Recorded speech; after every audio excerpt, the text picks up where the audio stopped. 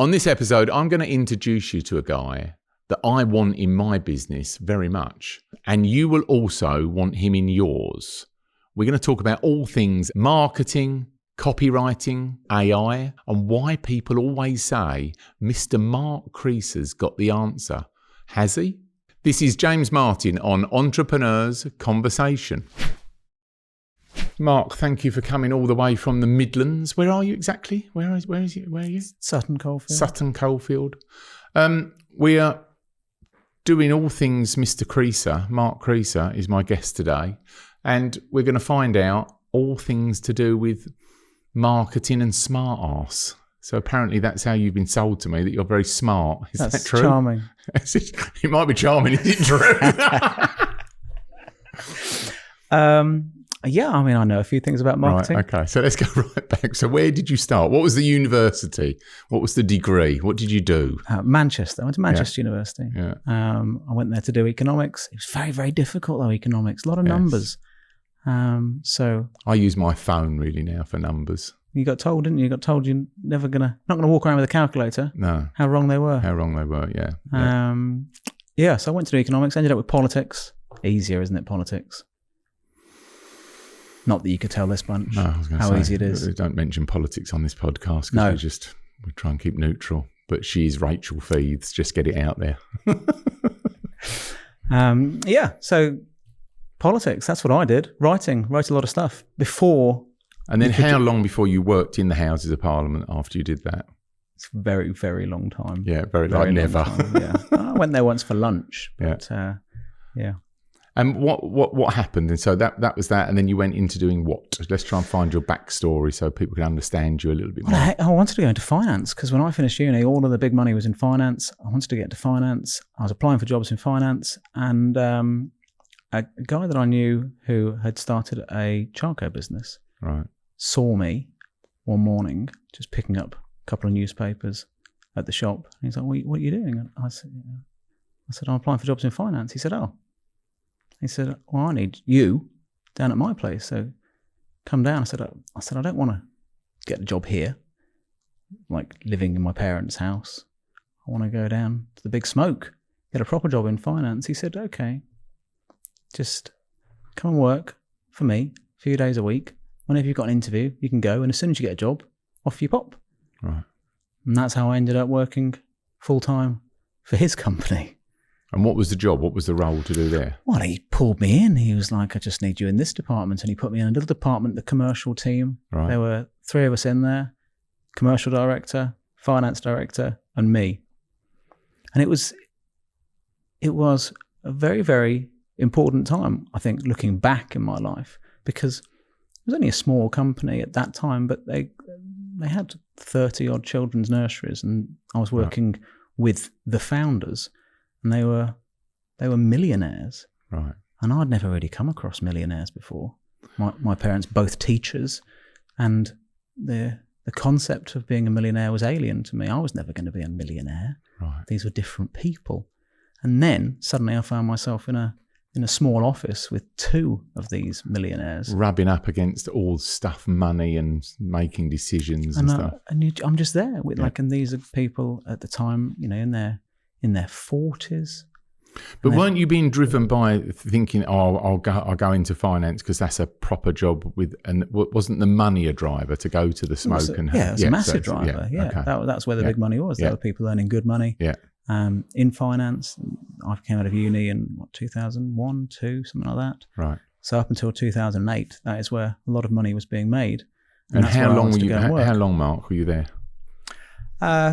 3 years. Right. But I don't know if I learned a lot.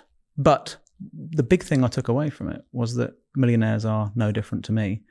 And very interesting. Yeah. They don't know the answers to every question, and they're not super smart. And people can sometimes think that, I can never get there. They're like pedestaled, or they've got more brain cells, or they're a different type of person. But you realise very quickly that they are still humans that make mistakes and don't know the answers and forget it. They haven't got any lunch. And like this, they're just this, and they're like that. Oh, I don't know the answer to this question. And sometimes I did know the answer, and I thought, hang on. Right. These are not very different people to me. Okay. And that looking back, and I didn't think about it at the time, but years later, when I reflected on that moment, I thought, yeah, that was the time when I thought, I'm not kind of like here, and there's other people that are here. Yeah, I can play that game. Yeah, I had that a long time ago. I met somebody, and they had a big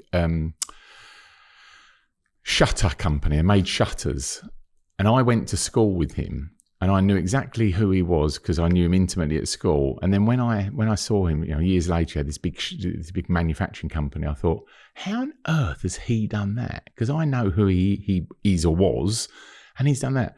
And then I spoke to him briefly, and he said, "Well, we've all got the same amount of brain cells. It's just what you do with them." And that was like a sort of a ha-ha moment to go, "Oh, right, okay." And sometimes I think you've got to go through that reality check of finding out that everything is possible, but it's just changing your mindset to how you get in the way of being that person or becoming that person. Yeah, both of my parents were teachers. We did not have a millionaire upbringing, and I didn't know any millionaires really until then. Yeah. They were just a different, like they had yachts and things in my head. Yeah, yeah. They didn't have. And then what happened there? How did that sort of relationship end, or what happened? You were there 3 years. Honestly, it ended when we had a new chairman, and the chairman said that I could not report directly into the CFO, so he had to plug me into somebody else in the organisation who I did not get on with. Right. So I left. All right. To something that you had going on, or you just left? No, I literally as soon as I was reshuffled. Right. Just did my CV, sent it out, got another job. And where did you go? I went to work for a guy called Nigel. I was very, very lucky again there. He had just launched a business selling BizOps, and he'd been moving into franchising, and he was very, very good at sales and selling and marketing. Right. And I just started on the sales team, and then quickly worked my way into generating leads for that sales team and becoming a marketer, and he recognized, I think, the potential in me there, and he invested in my learning. Right.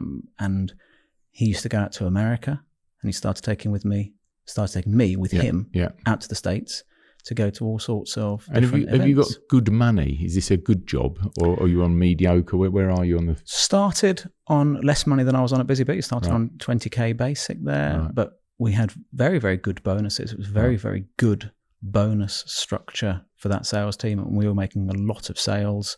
Again, it was still pre-2008, and it wasn't unusual to be selling franchises for 25, 30, 35,000 pounds plus VAT. We've got a good sales team. We were regularly doing £500,000 months. And Mark, what sales. was the franchises in? What were they?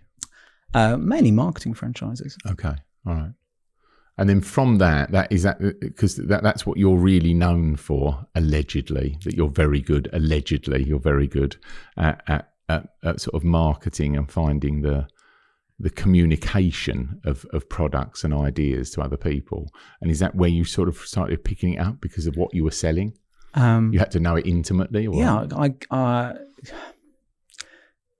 Nigel was learning at the same time. He's a big reader. He loves learning stuff. He loves teaching as well. He's very, very good at both. He just gave me all the materials that I needed. So I found myself at big events in the US, watching marketers like Dan Kennedy, like Bill Glazer, like Ryan Dice and Frank Kern, big names. But years ago, like Russell Brunson before he was Russell Brunson. Learning from those people, and then bringing it back to the UK and implementing it over here in the business here. And then we took the idea of, well, no one's doing that. Why are we flying to the States all the time? Right. Because nobody in the UK is doing what this company, GKIC, is doing in the US.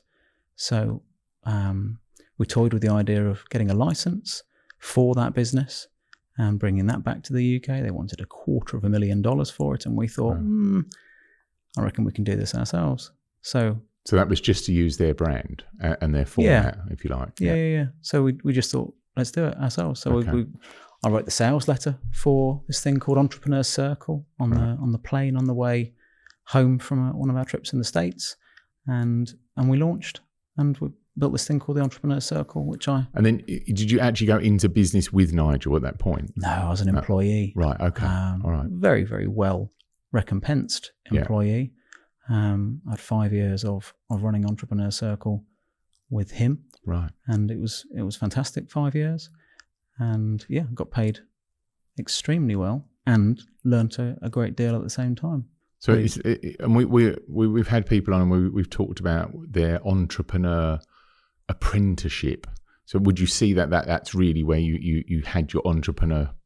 So we're on Entrepreneurs Conversations. Are you an entrepreneur? Yes. Yes. I wasn't at that point. At that stage, but that's probably what you were doing, was actually doing that. That was your rub up and learning curve, and your mini apprenticeship, or not mini. So many. It's 5 years, a long time, isn't it? Yeah. Yeah. It was definitely. I was encouraged to be entrepreneurial, permitted, allowed to be entrepreneurial. I had significant autonomy and responsibility to grow that business, to implement my ideas, to say, hey, I've learned this, why don't we do that? These guys are doing this. We could do that. We could do it better. We could improve this. And I put all that to good use, and I was given the space to do it. And at the same time, we were teaching. And I think sometimes you learn stuff best when you're teaching it. Yeah, you're repeating it and teaching it, yeah. You have to find another way of articulating it so that the person that you're talking to can understand. But Mark, isn't there a point where you do you not have that sort of moment where you think, well, I'm doing a lot of sweat here, and I'm doing it, and I'm getting my wage? Where was the moment where you thought, well, hang on, I could possibly do this and have a chunk of the actual pie, either in a shareholding or 100%? How did that move in your head? Well, I always thought that I'd have my own business. Really? At some point. Okay. And that probably comes from Busy Bees. That probably comes from seeing that difference between the people that own the business, that founded it, and thinking, well, yeah, I could do this. Yeah. And then I spent years working with Nigel. Nigel's a very, very good business person, very, very smart guy, and I learned a great deal from him. And yeah, I thought, I've got all the tools here. Yeah. And there's deep irony in having lots of entrepreneurs, lots of business owners, lots of founders coming into Entrepreneur Circle and being taught by somebody that had never launched a business. Right. And there were a good number of them. A good friend of mine, Nick Jervis, constantly said to me, when are you going to launch your own business? Right. Okay. When are you going to launch your own business? Right. And finally I did. Right. And what was that business? What did you launch? We launched a very, very small group of entrepreneurs who wanted to be in a kind of a mastermind format. Okay. So we launched a business called Ideal Result. When I exited Entrepreneur Circle, we were running 7 mastermind groups. I'd filled up. We started off with 1, I went to 2, and then 4, and ended up with 7 mastermind groups. And we had over 2,000 members at that time, and they all knew, because of the magic of media, who we were. Right. But it was very difficult to know who they all were. And you'd be in a hotel, or you'd be answering a question, and you wouldn't have that understanding of who you were talking to. And they would just go, hey, what should I do that? I don't know. I don't have the context and the understanding that I need to give you a good answer to that question. But time only allows me to have 7 minutes to deliver an answer to you. So yeah, I set up a business called Ideal Result. We limited that initially to 42 clients, because I thought, if we've got 42 clients, I set it up with my friend Tom, and the idea with 42 was that we would know everything about those people. We'd have that context and understanding that would allow us to give them really, really good advice, right, rather than broad strokes, brief advice. Yeah. In general, that sounds like a really good idea, but we didn't know this bit of information. Right. And just for our audience and listeners, what's you explained it briefly. Tell us what you see the advantages of Mastermind, and how, because I've been on them, I've spoke at them, I've help people run them, but explain for people that haven't done them or been involved in them, how does the nuts and bolts of that work, a bit more context? Well, every everybody's structure is slightly different, but the reason why they work is because of relationship. The more familiar you are with somebody and their problems, their challenges, their assets, then the better the advice that you can give to them. Right. So in an environment where you are working with the client for, as we were through Ideal Results, we had clients that stayed with us for 3, 4, 5, 7, 8 years, and you know them, and the advice that you give is very, very different to the advice that you would give to somebody who'd been working with you for 2 months. Yeah. For one, you can be blunt, you can be straight with them, and you can say, you said you were going to do that and you haven't done that. Stop messing around. So that familiarity, understanding where you've been to their place, you know what it's like, you can talk with that context. Yeah. You're not in an ivory tower having read a book saying, oh, this would be a good idea for you. Yeah. I read about another company that does what you do and this is what they did and why don't you try that. Instead, you're rooted in understanding stuff about their business. And it's not just you. If you get the group right, then the other people in the group will know each other. And every entrepreneur's got value to add. Yeah. They've all got experiences and expertise of their own that they bring to the party.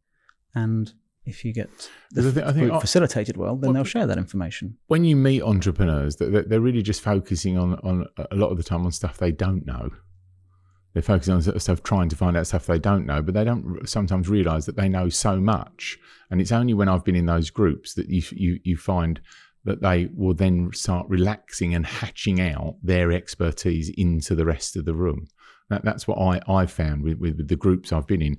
But I find it quite frustrating that you've got to get the kind of right businesses in the right room at the right level, because you can have a small business here with a high flying business and people can get bored within the group because they're not getting stimulated from it, or all they're doing is contributing all the time, helping everybody else. And it really needs to go round the room in a fair way. So it's quite a judgment to get those rooms right, isn't it? Yeah, it is. But you're always going to have some people that want the airtime, that love presenting and love explaining and love helping. And then you've got other people that don't want to talk at all, but they still come to meeting after meeting and they just say, look, I'm not going to say anything today. Right. And when it's their turn, they're like that. No, I've got nothing. People are different. But yeah, the best groups would have people that all wanted to share. But over time, people are much more comfortable. At first meeting, I'm not going to tell you about that problem or that problem. That's a bit embarrassing to admit. So I'm going to fill you in. I'm not really giving you all the information that you need to really help me. Meeting 4, here's everything. Yeah. Right. Okay, now we understand why that isn't They've working. got more familiar with the other people in the room and the camaraderie is starting to build up. Trust, familiarity, relationship. And then for you, when you're running those meetings, and when I've helped run them, we find ourselves being more sort of stewards and sort of directional for what's going on in the room. Nobody has got all of the answers. No. And the more time I've spent with smart people, the more I understand that the smarter people are happy saying, I don't know the answer to that. Yeah. I know someone that might know the answer to that, or this could be useful, or here's an idea. I don't know if it's going to work. People that are confident in their ability know where that ability ends. Yeah. Whereas people that are that's very true. Are pretending a little bit will just continue to give advice way beyond their own experience. Yeah. And then what happened from that? You built that business up, and how long did that run for? I think 9 years. Wow. Okay. Wow. That's a lot of stuff. I know. I was so young. Yes. That's a lot of stuff. Well, now, you're in your mid-50s. That's horrible. That's horrible. How old are you? Horrible. How old are you? Think about it. I am thinking about it, and I am 44. 44, young puppy, you see. And a half. What's the date today? That's a nice 11-year-old's tone, isn't it? No, and one day I'll be a grown-up. Yeah, one day. Not today. And then what happened from there? You went through that, trawling and sweat and earning good business, earning good money. Fantastic business. Yeah. Loved that business. Yeah. So it was a wonderful, wonderful lifestyle business. I employed friends, people that I enjoyed working with, employed their partners. Right. And we had this wonderful group of private clients that stayed with us for years and years and years and years. So it became a really lovely community. I really enjoyed every day in that business. We met very regularly. We did lots of socials. We took trips out to Portugal and Morocco, and really had the most fantastic time. It was a wonderful experience growing that business. It was my start point really as a real entrepreneur. Right. And I was sad to see it go, right. But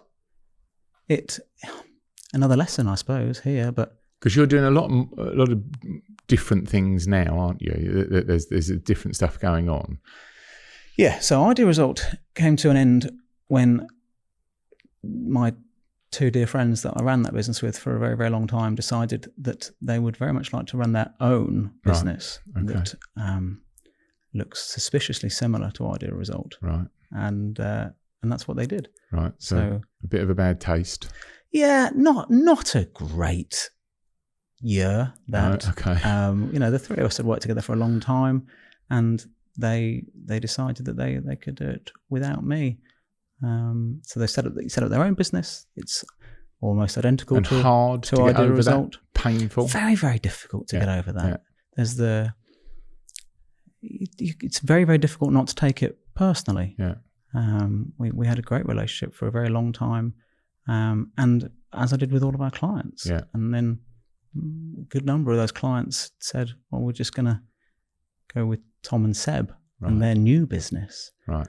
Because in fairness, they took all the staff. So I didn't really have the staff left to fulfill. So it was a very difficult moment for me. I felt very, very alone, very like, I don't know what I've done to deserve this. Okay. But who knows? And how long were you suffering in the wilderness over that from me? I wouldn't say I was suffering in the wilderness. It was But it obviously affected you. You got the umps with it, and you were looking into yourself. Was it me? Was it them? You would have been questioning yourself, wouldn't you? Yeah, it was a moment of reflection. Yeah. Okay. And then I worked on a few other projects. I had some clients. I wasn't really very busy. I didn't. And Mark, when something like that happens, and I've had a partnership that's split up, with loads of complications to it, can you take a positive from that? Because we're always trying to let's put a spin on it that makes us not cry in our soup, There is no positive spin. No. Well, do you know what? I don't know. I mean, let's see what happens. Yeah. I'm very, very happy with where I'm at now. And I guess if that hadn't happened, then I wouldn't be where I am now. Yeah. So I guess that's the positive spin. Yeah. It's very difficult to look back and say, that was a positive time, and I could sense that there was some excitement around this. I didn't feel like, it wasn't what I wanted. It wasn't my intent. It wasn't my desire to move on to other things. But you find your feet, and I had a period of semi-retirement. I didn't do a great deal for, I guess, a couple of years really. Right. I did some traveling. I had a number of clients. I worked on a couple of different things, but it was only Christmas just gone, and I really stumbled into something else, which is what I'm working on now. Yeah. So at that time, I saw a friend of mine, Siam, had launched a hedge fund, and I thought, oh, that's interesting. Yeah, I will invest in his hedge fund. So I sent him a message, said, I'm going to put some money in your hedge fund. We jumped on a call, and I ended up working in that hedge fund. He said, well, what are you doing now? We've only just launched. We need somebody with whatever skills you've got to come in and help us out. We need to grow this business. So I went in initially as CMO, and we're recording this in June now, and I'm CEO. Right. And we are growing that hedge fund, And that's very, very, very exciting. Yeah. I've never worked in finance. I've never built that sort of business. I am not in the marketing business. I'm using the various skills and experiences that I've picked up to grow something real. You have those sort of 10,000 hours plus of doing that entrepreneurial masterminds and stuff for nearly 9 years. You're starting to get some skill set that you have a opinion and a structured view. I always talk about when you've had that much experience, you start ending up looking at everything from helicopter point of views outside of the circle where you look down on things. And I find I listen to what they're saying, listen to what's in front of me, and then I kind of pan right out and look back into it, where I think some of the operators of the businesses or entrepreneurs, they are just so deep and they've got so many unanswered questions that they don't even know how to start writing the question down properly because they are just in it, and I think that's a skill set that I've, the brief time we've met, I've seen that you are able to sort of pull back and look at it. And we had a pre-chat before we started this interview, and it was your real skill set is that you have a good eye for the communication of products and services, and it's all to do with communication skills and how you put that into finding clients or finding what ways to elevate brands with clear, non-complicated messaging that's sticky and has engagement. I can't think of any other words to layer over that, but that's kind of what you do, isn't it now? Simplicity is very, very, very important. Clarity is very, very important. Yeah. And people overcomplicate stuff. It's much easier to add stuff in than it is to take stuff away. Yeah. So if you're writing, then the hardest thing to do at the end is to start putting a line through the words that you've written. But sometimes that's the most necessary thing. Yeah. This is too long. No one's going to read all of this. So now I need to take out all of the superfluous words. And actually that paragraph doesn't really add us anything. It doesn't take us to where we want to get to. So we take it all out and we end up with something that's a lot shorter. Much more difficult to write something short than it is to write something long. Yeah. But sometimes that's what's required. Yeah. I like the story. I was watching and listening to the interview with Elon Musk, and he was talking about the car on the line, and they just kept stripping stuff out of the car until it didn't work, and then they started just adding little bits back in, and they got this sort of leaner, truer item that worked, and it was less fuss and it was easier to use and everything else. And I think that's very clear with what I've sort of learnt briefly from you is it's what you just said that's interesting. It's very hard to write something small and to the point, a lot harder than people think. I was looking at AI. Is AI holding us back from the future? And this was my take on it, that AI, what it really does is it goes and looks at everything that's happened in the past, because you've asked it a question, and then it comes up with some just suggestions of answers of what's happened in the past to how you can have this information delivered back to you to go forward with. But it doesn't actually talk about the future because it can't go and look into the future because it has no knowledge in the future. All it has is information from the past. What is your take on that theory? Who has got information about the future? Well, is it holding us back because it just keeps regurgitating the past as an answer to us, where we need some broader sort of mindset thinking into the future, or start making the future up, where AI can't make the future up because it's locked in giving answers from the past? AI is so many different things, so many things. Yeah. So the simplest way to think about AI, the way that most people use it, like if they're using ChatGPT or Grok, is that it's much easier to bounce some ideas around if you've got somebody to bounce those ideas around with.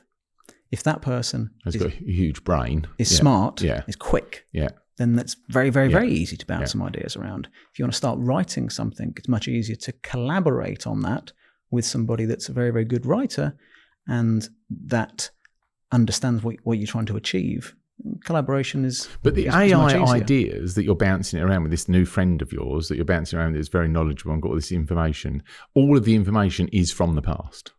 All information is from the past. All information is from the past. All information is from the past. If you've got any future information, let me know, because I'm going to make a lot of money. Okay, ready? I think you're going to grow as a human being the more time you spend with me. Oh, really? Yeah. That's very lovely. And so will you, Oliver. Okay? You can have that for free, and it's in the future. But AI isn't just ChatGPT. So I'm working with companies that are creating fascinating AIs. There's one that we're working with that is doing protein folding. It's basically accelerating the experiments that big pharma companies do in wet labs, but getting AI to run those experiments on computing power. Right. And say, okay, what if we did that? What if we did this? What if we did this?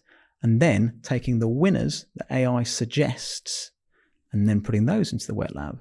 And getting rid of all the chaff, if you like. Yeah. Okay. So that way it really brings the time frame down quicker, for developing drugs and treatments. It's using AI very, very powerfully. Yeah. That's exciting, isn't it? I mean, it's really exciting. Because those trial things go on forever, don't they? To actually get something to launch, because they've got to do every single one on wet. You've got to do 20,000 of them. But if AI can go, hey, look, we've done all 20,000, and these are the 19 that you should really focus on. Let's have a bash at those. Then it reduces the costs. It brings the time frame down. What was the one that you were telling me about? If you can speak about it, I don't know. There's NDAs and stuff in there about the scoring of games of football and basketball. Tell me about that. That was really cool. Yeah. So another fantastic AI business that we've made an investment in is called Score. Wonderful, wonderful team. And what they're doing is they are annotating the information during live sport. Right. So during a football match, on the screen you see how many corners, how many free kicks there have been, how many times a player's had the ball. All of those stats are generated manually by people with notebooks, literally. Actually writing it all down. It's called data labeling. Right, okay. And there's half a dozen people watching every match, and they write down all the stats. And what these guys have done is they have taken a single camera view, and they've turned that camera view using literally computer vision.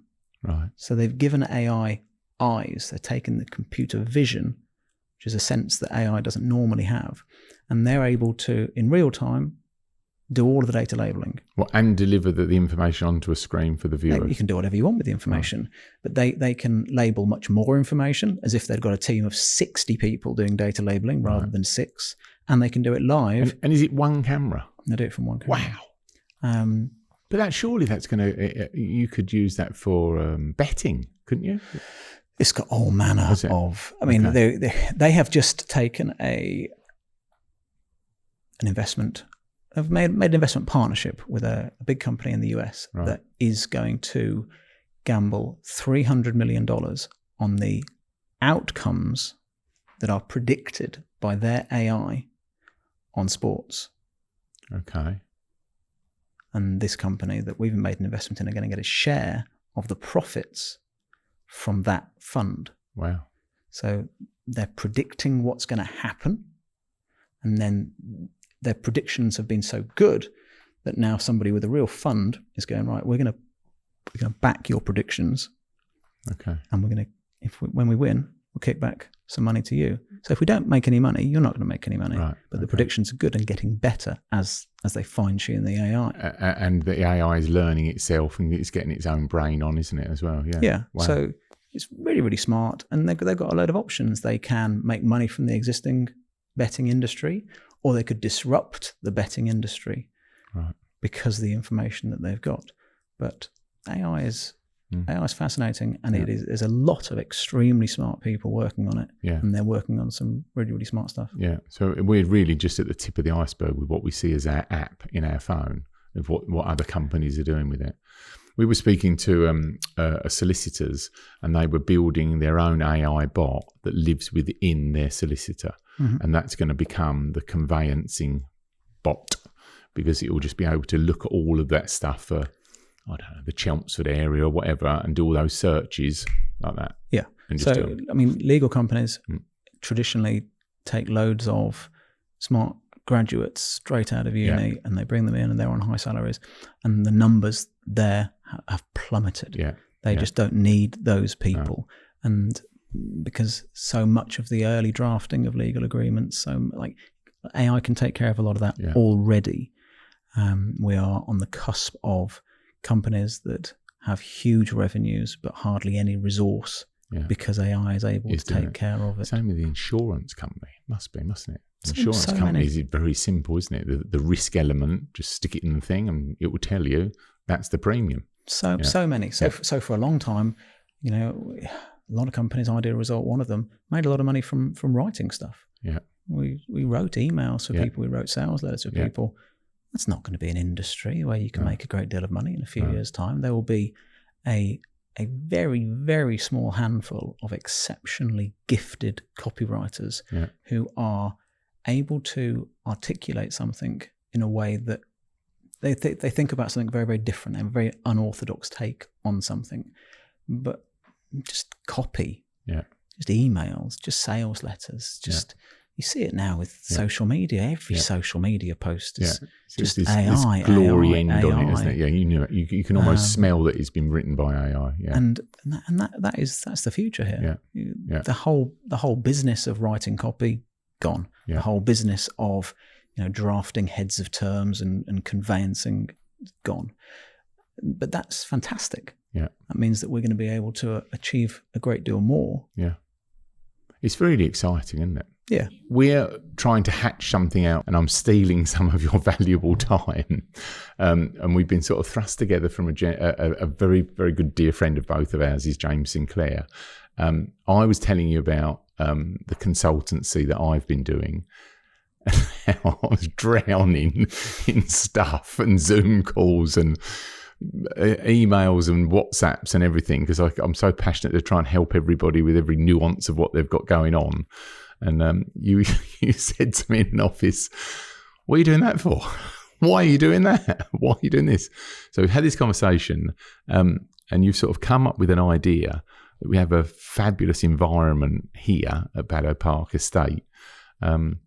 And just explain what your idea is, so people listening and watching can just understand what we're, with all that experience that we've just spoke about, all of your stuff, your journey to where we are today, what are we going to try and do and have some mega value for people? Explain that a little bit for us.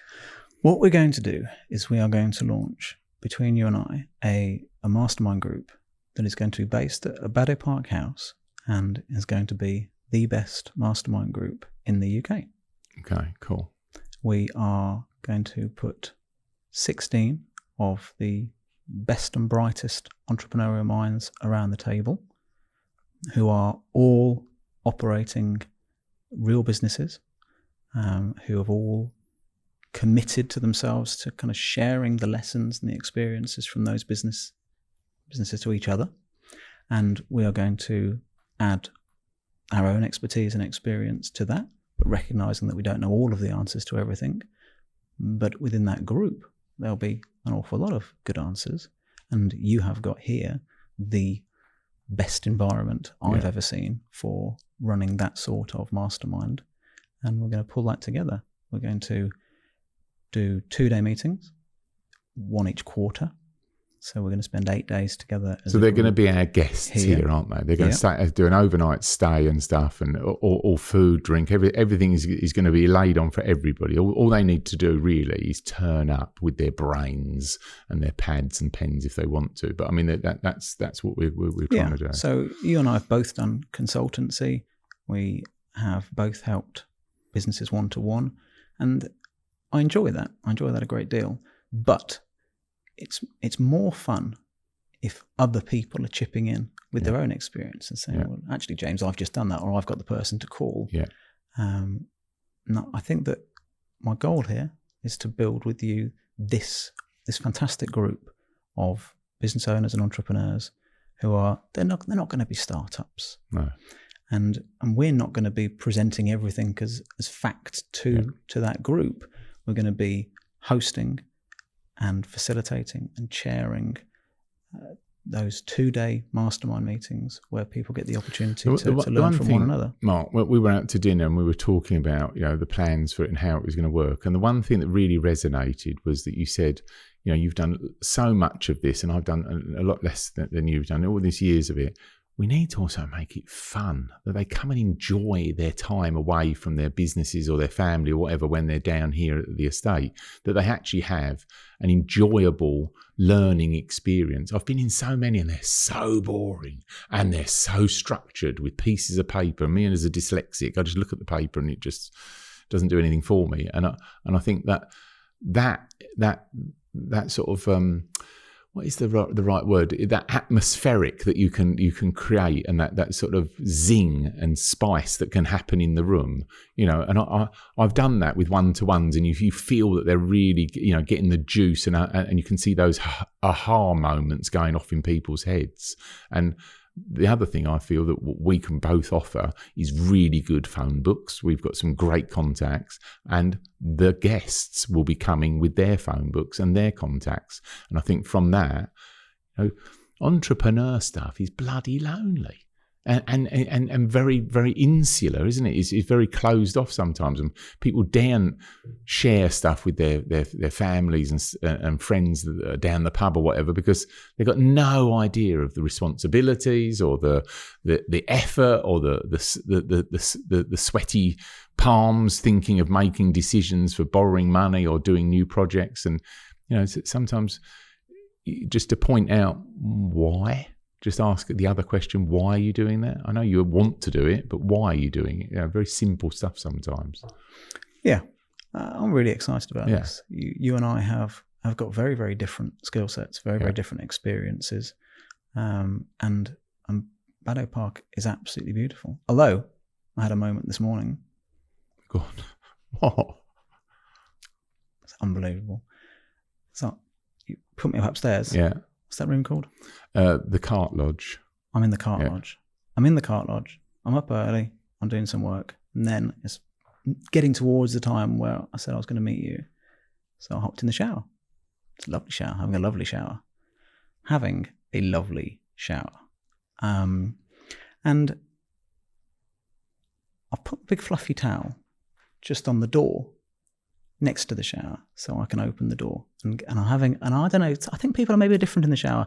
I face the shower when I'm showering. Some people I think probably face the other way. I don't know which way you go. I'm worried where this is going. This is the longest shower story we've ever had on any of our podcasts. I face the shower. So I'm facing the shower, and I finished my shower. So I opened the door to get my big fluffy white towel. And as I open the door, as it gets to precisely 45 degrees, there is a man, which takes me somewhat by surprise. And I look at the door where the man is, and then my brain quickly goes, ding, ding, ding. I look behind me to the huge window in the ceiling, where there is a man cleaning the window. Oh, yeah, I forgot. Baseball cap on back to front, cleaning the window. They are in today, yes. They're in today, James, yeah. So what do you do in that situation? Did he give you the thumbs up? All right. Well, I don't know if he could see me. I could see him in the reflection of the door, and I wasn't entirely clear, but I thought I just had to stand there and watch him clean the window. Yeah. Nice. Which was an exciting end to the shower. That is hilarious. I'm sorry about that. Yes. I think you should apologise to him. Yeah. Well, the window cleaners, they're in today, by the way. Yeah, I should have said that. Yeah. It's not a small window, though. No, it's not. I had a quick look at it. It's 6 foot. Yeah, that's right. It's bigger than the door. It's massive. Okay. So, folks, you too can have these experiences here at Baddow Park House. This place is absolutely beautiful. So, how many bedrooms have we got here? What have you got? We've got 14, 15, 16 bedrooms. Yeah, 16 bedrooms. Yeah. 16 bedrooms works really, really well for the mastermind. Everybody, 16 people works really nicely for a 2-day mastermind. It's just the right number of people to work through across two days. And I think so excited about this. When we were talking about the idea of having somewhere that they can call their place where they go to do their big thinking. I think that's important. We have super staff here, and they will make sure everybody's looked after at 5-star quality. I'm excited about it because I think it allows us to also, for me personally, to have a real proper learn up. I love doing what I do with the consultancy because I just learn so much. Yep. You know, some of these younger people that have got these businesses, the tech, I'm going, explain that again. It does what? You know, and they're you know, I'm also getting juiced up about it to find these businesses and see where we can just do some, you know, just those percentage nudges and changes and tweaks to their models or their thinking. I think it's invaluable. You know, there'll be a value on it, but it is invaluable. And I think that people that are siloed in their business, they struggle. You know, and they need to have somewhere that they can go and actually have a proper dump down of information and ideas, good, bad, or ugly, where they're not being judged. And you come here, and it's you know, everybody's all signed into you know, what goes in the room stays in the room, and I'm very excited for it. I'm excited about it because it's the single best learning experience. Because you're afforded the opportunity to really dig in. You're not watching a video, you are not reading a book. You're sat there with the author of their journey, and they're explaining it to you, and you get to overcome their challenges and opportunities, and make the most of their opportunities with them. And then you find out the next meeting, how that's gone.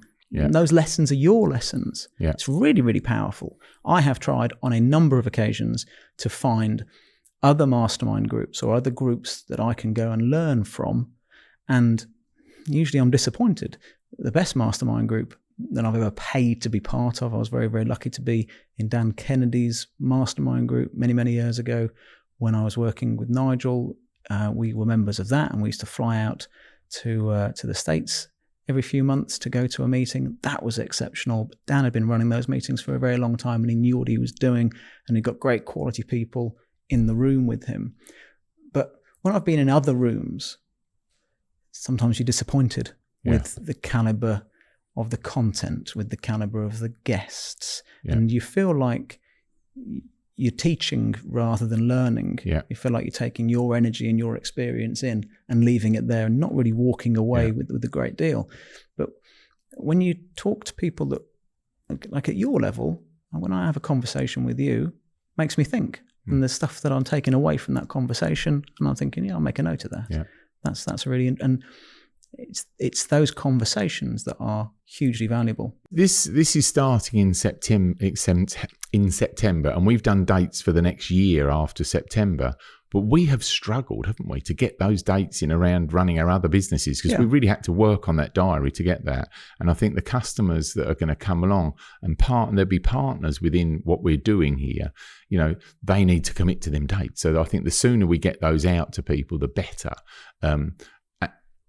There will be limited numbers. We've already had some strong inquiries already because people have heard on the grapevine that we're doing it, but we're going to be putting this out more or less immediately because we need timelines for customers to commit to those dates, because the dates here are quarterly through the next year starting from September. Is that what we've done? Yeah, that is what we've done. First meeting September. Yeah. So you'll find out more details about it. It'll be out within a week or so, I would imagine, from filming this. You know, the next few years, and especially what you're doing with that hedge fund as well, you know, we need to find out more about that as it goes along. But I mean, that is a very exciting time, especially for you as well. Yeah. I'm really excited about that. And they're making you work now by giving you the big job. You've now got to tell everybody what to do and how to do it. What if people are interested in that, they're hearing what we're talking about on the mastermind? How will they contact us? What have we done? Have we got all that organised? What are they going to do? Baddopark.com. Yeah. Okay. All right. Well, that will all be going out in the next week or so. But look out for it.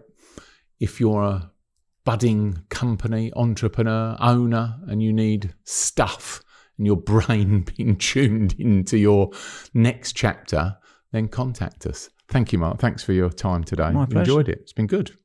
If you've enjoyed the episode, make sure you hit hit those buttons and bells and make sure you do the subscribe and give us a comment. Let us know what you think of the pods and how we're getting on and how we're delivering the message of entrepreneurs, the entrepreneurs conversation. And if I'm lucky, I'll see you on the next one.